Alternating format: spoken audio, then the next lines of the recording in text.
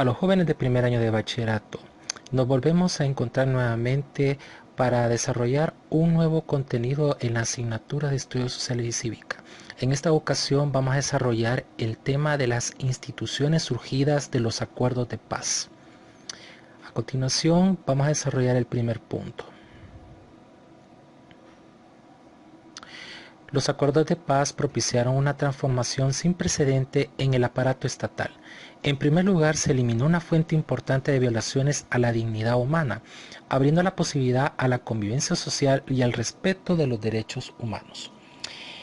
Como todos sabemos, el 16 de enero de 1992, en el castillo de Chapultepec, en México, se firmaron los acuerdos de paz bajo la mediación de las Naciones Unidas, con lo cual se puso fin al enfrentamiento armado en El Salvador, que a partir del 1 de febrero de ese año también se aplicaron los siguientes puntos dentro de los acuerdos de paz.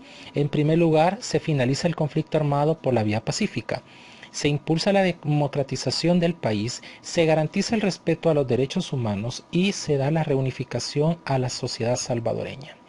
En este caso podemos mencionar que los acuerdos de paz también contribuyeron a que la sociedad civil pudiera integrarse a un ambiente donde la democracia y el respeto a los derechos humanos iban a ser los puntos esenciales para crear a un nuevo El Salvador y sobre todo poder erradicar todas aquellas situaciones que contribuyeron a que se dieran las terribles y dolorosas masacres que en los años 80 afectaron muchísimo a todo el pueblo salvadoreño. Asimismo, dentro de los acuerdos de paz surgen varias instituciones y a la vez se reformaron otras que ya estaban existentes. Formalmente también dentro del marco democrático también se podía transitar de una sociedad que había pasado por un momento muy doloroso a una sociedad a donde tendría prevalecencia la equidad, la justicia y la democracia.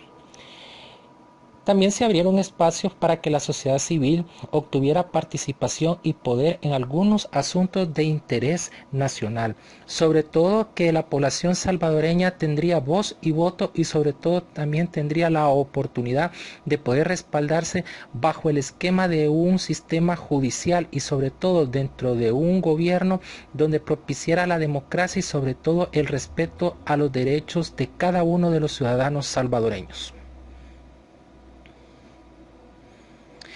Entre las instituciones que surgieron en el marco de los acuerdos de paz tenemos en primer lugar a la Procuraduría para la Defensa de los Derechos Humanos.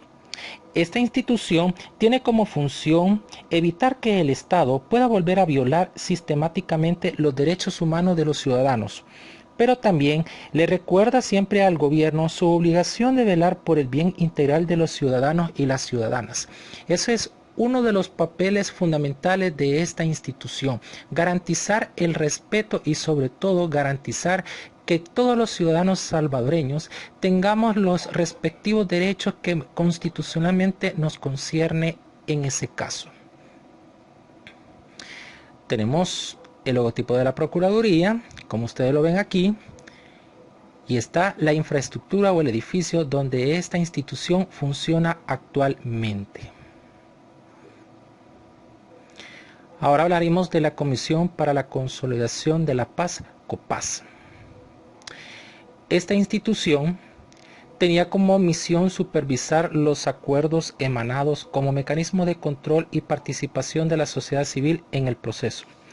Esta institución existió con el propósito de darle un enfoque totalmente transparente a cada uno de los puntos de los acuerdos firmados en México, pero sobre todo garantizar que la sociedad civil participara plenamente en el proceso y a la vez dar por entendido que cada uno de los aspectos que se tenía que emanar de los acuerdos se tenían que respetar y sobre todo que la ciudadanía estuviera totalmente integrada. También garantizar que los autores del conflicto armado y que firmaron los acuerdos respetaran cada uno de los pactos que se habían hecho ya de forma unánime dentro de lo que fue el evento ocurrido el 16 de enero de 1992. Tenemos a la Policía Nacional Civil, conocida como PNC. Esta institución surgió como el nuevo cuerpo de seguridad, dirigido por autoridades civiles para no tener influencia militar. En relación con la reforma de la Fuerza Armada y a la disolución de los cuerpos de seguridad auxiliares, se consideró necesario emprender un proceso de recomposición radical de la Policía Nacional y de formar una policía que estuviera dirigida por autoridades que fueran civiles y evitar a toda costa que el poder militar tuviera injerencia dentro de esta institución. También se establecieron que la verdadera función del policía era garantizar la seguridad pública a nivel nacional. Tenemos la Secretaría de Reconstrucción Nacional. Es la encargada del desarrollo integral de las zonas afectadas por el conflicto y de los excombatientes de ambas partes, así como de la reconstrucción de la infraestructura dañada durante la guerra. Esta institución es la que tiene que garantizar que tanto los excombatientes de la Fuerza Armada como de la exguerrilla tuvieran, digamos, las mismas oportunidades de tener beneficios para poder saldar los daños que sufrieron durante el conflicto armado, pero también garantizar la construcción de las zonas afectadas durante la guerra, aquellos lugares que durante día tras día tuvieron que sufrir los embates de las luchas de las partes en contienda. Principalmente esta secretaría se fue formando con el propósito de que el gobierno, en conformación de los otros poderes del Estado, garantizara el desarrollo de las zonas que fueron totalmente castigadas durante la guerra, para así, durante los próximos años, el país estuviera reconstruido casi en su totalidad. El Consejo Nacional de la Judicatura. Aquí, como pueden ver, este es el logotipo de esta institución. Y aquí se encuentra la infraestructura donde actualmente funciona esa institución también. Fue creado para observar la administración de justicia impartida por el Estado. Esta institución fue el producto de un diagnóstico del sistema judicial, el cual era muy desolador antes de la firma de los acuerdos de paz. Había demasiada impunidad de las autoridades civiles y militares responsables de cometer graves crímenes y actos de corrupción. La falta de capacidad y voluntad por parte de las autoridades en investigar y sancionar legalmente estos delitos provocó un serio malestar en la población salvadoreña durante los años del conflicto armado. Por ello, se crea el Consejo Nacional de la Judicatura, en este caso para modificar la estructura del sistema judicial y sobre todo garantizar de que los jueces que estuvieran a cargo de las respectivas instancias jurídicas cumplieran su papel de hacer prevalecer la justicia por encima de intereses personales o grupales en minoría.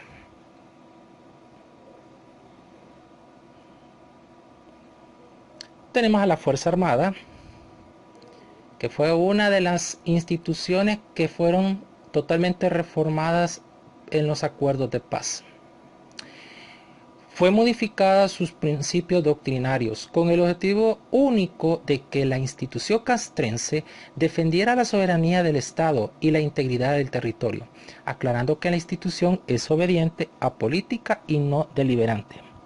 En este caso podemos decir que la Fuerza Armada tenía como objetivo final durante el proceso de los acuerdos de paz lograr su subordinación de la fuerza al poder civil. Significa que prácticamente durante los tiempos en que fue reconstituida, se creó una comisión para la depuración de oficiales implicados en violaciones a los derechos humanos. También varios batallones que estaban dentro de la fuerza castrense fueron totalmente diseminados. ¿En qué sentido? Que fueron totalmente derogados y sobre todo varios de los militares que existieron en esos batallones fueron reubicados y otros fueron totalmente destituidos por sospechas de haber participado en los crímenes durante el conflicto armado. Tribunal Supremo Electoral. Esta instancia fue creada con el fin de evitar los continuos fraudes electorales y asegurar elecciones libres. ¿Qué nos indica esto? Que el Tribunal Supremo Electoral tiene que garantizar de que las elecciones que se vayan realizando en El Salvador después de los acuerdos de paz sean elecciones totalmente transparentes, libres de manipuleo y sobre todo libres de sospechas de fraudes o de posibles situaciones que comprometan la democracia que durante todo este tiempo se ha ido construyendo, pero sobre todo darnos a nosotros, a los salvadoreños, la oportunidad de vivir en un estado democrático, donde sobre todo la soberanía del pueblo salvadoreño prevalezca por encima de intereses en minoría, o podríamos decir de intereses políticos que en realidad no vaya en favor de nuestros intereses como pueblo, sino sobre todo por intereses particulares. Entonces, este tribunal sustituye al antiguo Consejo Central de Elecciones, sobre todo para garantizar que las elecciones sean respetadas y sobre todo el poder de la población salvadoreña en cuanto a elegir a sus gobernadores sea totalmente legal y respetada en todas sus formas. Y es así como terminamos este contenido. Gracias por su atención y feliz día a todos.